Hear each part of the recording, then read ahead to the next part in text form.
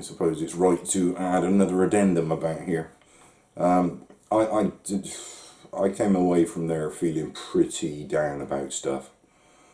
I've been very ill for almost a full 2 months now, and I've managed to cope with it. I managed to cope with it, but this day, I was plunged into depression, plunged into it. Various reasons. Where to start? I'd aimed for the results of this CT scan ever since they said they were going to do one. So several weeks, 3.5 weeks was it?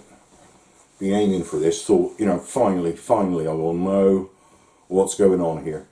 And lo and behold, I turn up for this consultation, and the bottom line is, no, we don't know what's going on, we're going to have to do more tests. So, as far as I'm concerned, back to square one. Everything that's been done already has just been a waste of time. There's still no further forward. I'm still having to deal with it on a daily basis, no matter how well I can act.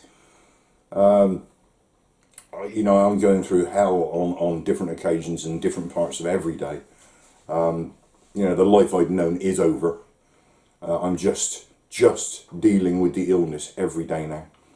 And so all, right through all of this, I'm still none the wiser. I still haven't got a diagnosis, haven't got a clue what's going on. I have simply now to sit back and wait indefinitely for a bronchoscopy. A bronchoscopy, am I saying it right?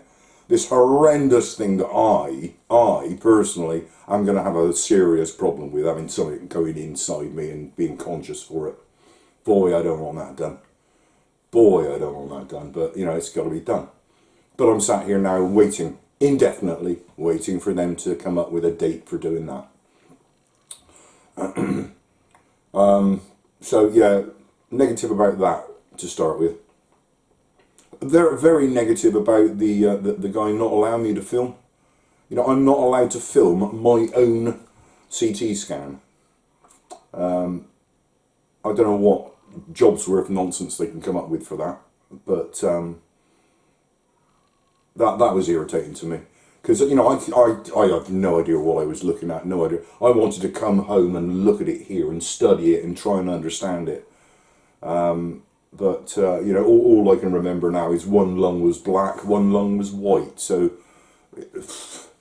that's anyway. They couldn't tell themselves. So what am I going to tell from looking at it? Complete waste of time, all of it, as far as I'm concerned. So now we're looking at a bronchoscopy. So all of that very negative about that. Some of the things that the consultant said, actually, I at the time felt very, very negative about. It's only after having listened to what went on. What's here is lightly edited, but it's actually not as bad as I remember it. I remembered it being far worse than that, and I was not happy when I left. Very negative about the whole business. What little was actually done at that consultation, he had a brief listen to my chest and all of that, but the rest of it was just chatting, questions.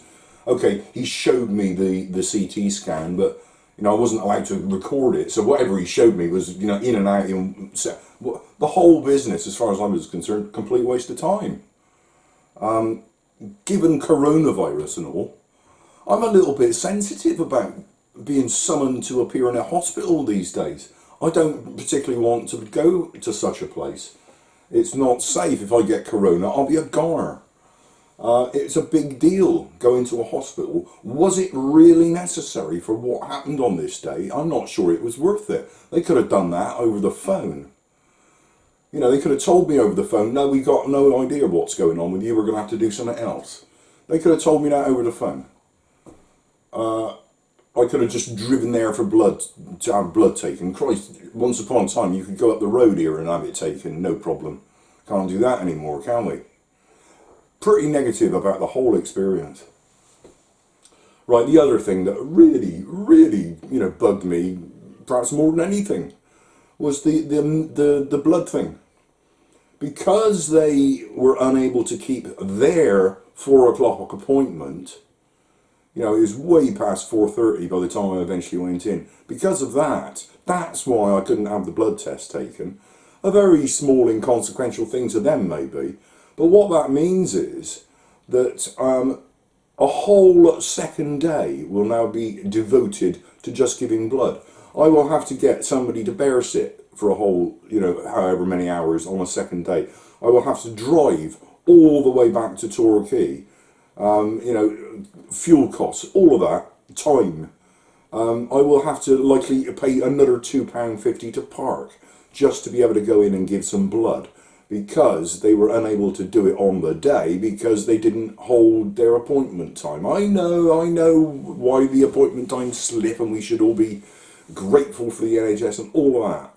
But it seems to be endemic in these things. You know, does anybody ever keep an appointment time anymore? Why do these people even make such appointment times? Why not just add 15 minutes on? Because you know it's going to be that much late at least. Always is. I've never had an appointment in recent times which hasn't been at least 15 minutes late. And I'm always there early. The whole thing, just negative, just a negative experience again. Yeah. So I'm still none the wiser. I'm still none the wiser. I don't know what's going on with me. I don't know if it's terminal. I'm still sat here being ill every night. Some days more than others. Just trying to deal with it. 2 months in now. It's taken a toll. It's taken a toll on me. They talk about you know, coronavirus, mental health, and all of that. Oh, try living this mental health. Flipping heck.